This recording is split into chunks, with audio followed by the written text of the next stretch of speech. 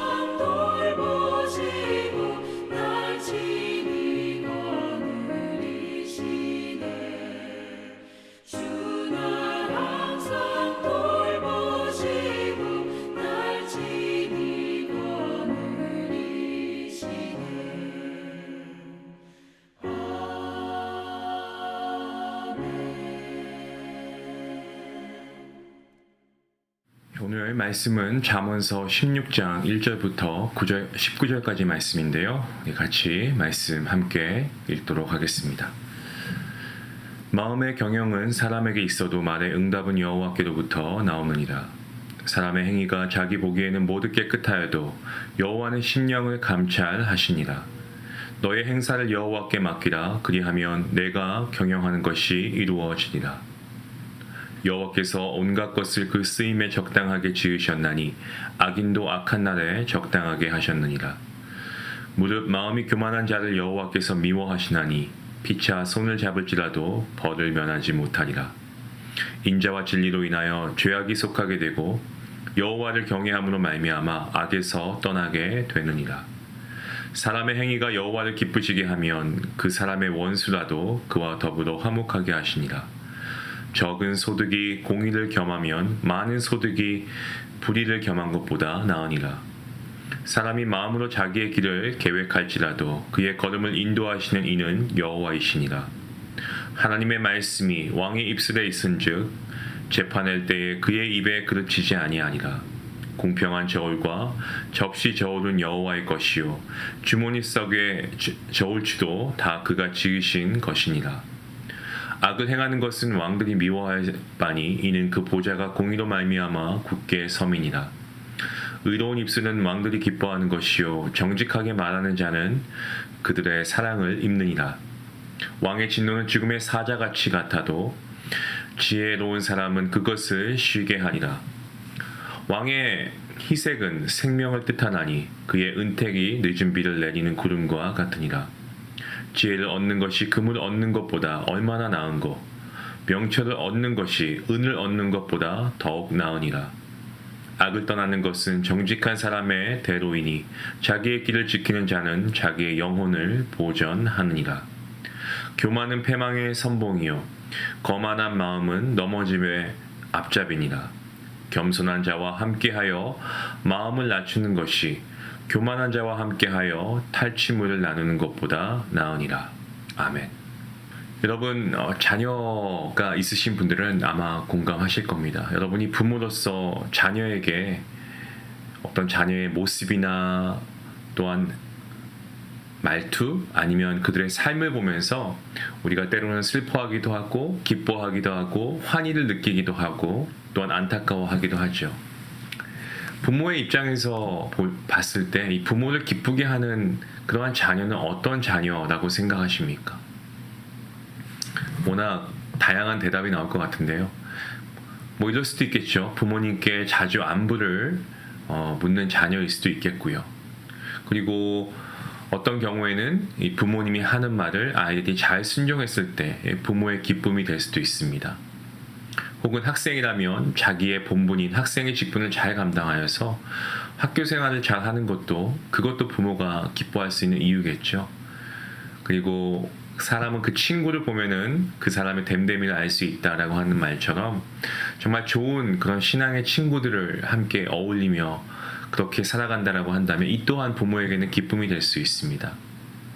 혹은 자신의 인생을 부지런하고 올바르게 잘 살아가는 자녀를 봐도 부모로서 기뻐할 수 있습니다. 부모님을 기쁘시게 하는 방법, 여러 가지가 있다라는 말씀을 제가 드리고 있습니다. 자, 그러면 우리 성도는 하나님의 거룩한 백성임과 동시에 우리는 구원받은 하나님의 자녀인 줄로 믿습니다. 우리가 하나님을 아버지라고 부르는 것도 하나님과 우리와의 관계가 단순히 어떤 신과 피조물의 관계가 아니고 아버지와 아들, 아버지와 딸의 관계, 정말 부모와 자녀와의 관계와 같은 것 아니겠습니까? 자, 그러면 우리가 하나님의 자녀로서 하나님을 기쁘시게 하는 방법도 우리가 조금 생각해 볼 필요가 있습니다. 하나님을 기쁘시게 하는 방법도 여러 가지가 있습니다. 성경에는 하나님을 기쁘시게 한 사람들이 많이 나오고 있습니다. 잠언서의 저자로 알려진 이 솔로몬의 경우에도 하나님께 아름다운 성전을 지어서 봉헌하지 않았습니까? 그리고 그는 하나님께 무엇이라고 간구합니까? 다른 것을 구하지 않고 듣는 마음을 주심으로 인해서 백성을 잘 다스릴 수 있게 해달라고 하나님께 간구합니다. 하나님은 그것을 또 기뻐하셨죠. 그리고 우리가 수요 말씀 예배 때 보고 있는 히브리서, 아직 우리가 거기까지 가진 않았습니다만 나중에 보게 되겠죠. 하지만 히브리서 중간중간에 믿음의 선진들의 이야기가 나오고 있습니다. 아브라함이 나왔고요. 그리고 또 뒷부분에 보면은 히브리서 11장에 보시면 에녹이 나오고 있습니다. 에녹은 하나님과 함께 동행해서 하나님을 기쁘시게 했을 뿐만 아니고 죽음을 보지 않고 하나님께서 데려간 그러한 인물이 바로 에녹이었습니다. 또한 같은 히브리서 11장 7절 말씀에 보시면 노아가 나오고 있습니다. 노아는 이 죄악으로 인해서 정말 어둡고 캄캄한 그러한 세상 가운데 정말 유일하게 하나님을 섬기면서 하나님께 의인으로 인정받아서 하나님의 기쁨이 되는 사람이었습니다. 하나님께서는 노아와 그의 가족들을 홍수 가운데에서도 구원해 주신 것을 우리는 말씀을 통해 기억하고 있습니다. 하나님을 기쁘시게 하는 사람은 복을 받고요. 그리고 성경에서 말하는 그런 하나님의 형통함을 누리게 된다라는 것을 성경은 가르쳐 줍니다. 반대로 하나님의 마음을 아프게 하고 또 하나님의 마음에 걱정을 끼치게 하거나 괴롭게 하거나 하나님의 말씀에 불순종하고 반역한 이들은 결국 재앙과 고통과 어떤 심판을 맞이하게 됨을 또한 성경은 우리에게 경고하고 있습니다. 하나님은 어떤 분이시기에 하나님을 기쁘시게 할 때 복을 주시고 하나님 마음을 아프시게 할 때 심판을 허락하시는 것일까요? 오늘 말씀을 통해서 우리가 어떤 한 깨우침을 우리가 받게 되는데요. 먼저 하나님께서는 인생의 모든 경영을 이루시는 분이다라고 설명하고 있습니다. 우리가 세우는 계획과 목표, 우리가 세우는 것 같고 우리가 다 하는 것 같은데 사실 이 모든 것은 하나님의 손에 달려 있다라는 것을 오늘 본문 1절 말씀을 통해 우리가 분명하게 다시 한번 깨닫게 됩니다. 1절 말씀에 마음의 경영은 사람에게 있어도 말의 응답은 여호와께로부터 나온다라고 말씀하고 있습니다. 우리가 어떤 계획을 세울 때 그 사람의 성향마다 다를 수는 있지만 좀 치밀하게 계획을 세우시는 분들 같은 경우에는 단순히 어떤 하나의 계획을 세우는 게 아니고 플랜 A, 플랜 B, 심지어 플랜 C 이렇게 A를 못할 경우에 차후 선택으로 B나 C를 할 수 있게끔 그런 계획들을 세웁니다. 그리고 그러한 계획들을 아주 세밀하고 꼼꼼하게 진행해 나가려고 하죠. 그런데 그렇게 한다고 해서 그 목표들을 반드시 다 이룰 수 있나? 어떻습니까? 그렇지 않습니다. 항상 우리가 생각하지 못했던 예상치 못했던 변수가 있고요. 또 중간에 방향이 바뀌는 일도 많이 있습니다. 하나님을 기쁘시게 하고 하나님께 계획을 기도로 간구하는 자들의 경영은요. 여러분 인간이 하는 게 아니고 하나님께 구하기 때문에 하나님께서 직접 이루어 가시는 겁니다. 때문에 우리가 하루 시작할 때 반드시 해야 할 일이 있다면 저는 오늘 그 말씀의 답이 3절 말씀에 나와 있다고 생각합니다. 3절 말씀에 뭐라고 말씀합니까? 너의 행사를 여호와께 맡기라. 자, 그리하면 내가 경영하는 것이 이루어질 것이다 라고 말씀하고 있습니다. 여러분 믿으십니까? 우리가 하나님께 모두 맡기고 하나님께 겸손하게 우리의 모든 것을 맡기고 하나님을 신뢰하며 나아갈 때 그것이 하나님을 기쁘시게 하는 행위임과 동시에 하나님께서 모든 우리의 경영을 이루어 가신다라는 사실입니다. 우리가 눈을 뜨면 아침에 뉴스를 보거나 핸드폰을 보거나 문자를 체크하거나 이메일을 확인하는 것보다 더 중요한 것은 우리가 일어나서 바로 그 자리에서 하나님께서 오늘 나의 삶을 인도하여 주시옵소서 주님께 나의 오늘 모든 하루를 맡깁니다 라는 기도가 저와 여러분의 입술에서 고백되어질 수 있기를 바랍니다. 여러분 인간관계에서 가장 어려운 게 어떤 걸까요? 이 관계를 형성하는 것은 참 어렵기도 하고 좋은 관계를 만드는 것은 시간도 오래 걸립니다. 하지만 이 관계가 틀어지는 것은 한순간인 것 같습니다. 그리고 정말 그 사람과의 관계가 어긋나면 심지어 어떤 사람과는 너무나 친했는데 어느 한순간 어긋나 버리니까 그냥 미워하는 존재가 아니고 원수처럼 여기는 그러한 주변인들도 여러분 혹시 없습니까? 그렇게 한번 원수가 되는 사람과는 화해하는 것이 너무나 어렵습니다. 누구나가 다 그렇듯 자존심이 있으니까 더 관계를 회복하기 어렵고요. 그리고 무엇인가 하려고 하면 내 생각대로 안 되는 경우도 많이 있죠. 잘 하려고 했는데 오히려 그 사람에게 오해만 사는. 하지만 우리가 이런 것을 우리의 힘으로 할 때 그런 것이고요. 하나님께 맡길 때는 하나님께서 우리의 인간관계도 회복하게 하십니다. 우리가 생각하는 그 원수와도 화목해 하시는 분이 하나님이신 줄로 믿으시길 바랍니다. 우리의 인간관계 역시도 이것이 우리의 어떤 영역이 아니고 내 손에 있는 것이 아니고 하나님의 능력의 손에 달려 있다라는 사실을 오늘 말씀이 가르쳐주고 있습니다. 본문 7절 말씀입니다. 사람의 행위가 여호와를 기쁘시게 하면 그 사람의 원수라도 그와 더불어 화목하게 하신다라고 말씀합니다. 사실 원수라고 하는 이 단어 자체만 생각해도 여러분 어떻습니까? 여러분 원수같이 생각되는 사람하고 같은 한 공간에 있는 것조차 싫지 않습니까? 하지만 예수님께서는 그런 원수까지도 사랑하라고 말씀하시죠. 그때 우리는 혼란스럽습니다. 말씀을 모르면 모를까? 안 들었으면 모를까? 말씀을 들었으니까 알고 성경을 읽었으니까 압니다. 내 감정을 따르려고 하다 보니까 정말 꼴도 보기 싫은 사람하고 같은 공간에 있는 것조차 싫습니다. 당장 나오고 싶습니다. 하고 싶은 말, 정말 목구멍까지 차고 싶은 말을 그냥 내뱉어 버리고 싶습니다. 하지만 예수님께서 하신 말씀이 또 우리 마음에 계속 걸리는 거죠. 그야말로 이러지도 못하고 저러지도 못하는 경우 우리는 과감하게 어떻게 해야 될까요? 오늘 말씀을 기억하시면서 내 감정과 나의 생각까지도 하나님께 맡겨야 합니다. 하나님께 맡기고 하나님께서 인도하시는 대로 따라가면 하나님께서 원수까지도 화목하게 하신다라고 오늘 잠언서 기자가 얘기하고 있습니다. 원수와도 화목하게 되니까 모든 인간관계에 꼬였던 부분들 풀리지 않겠습니까? 그리고 이러한 관계가 풀리면 사실 우리 안에 마음의 평안이 찾아올 수밖에 없습니다. 범사가 형통할 수밖에 없죠.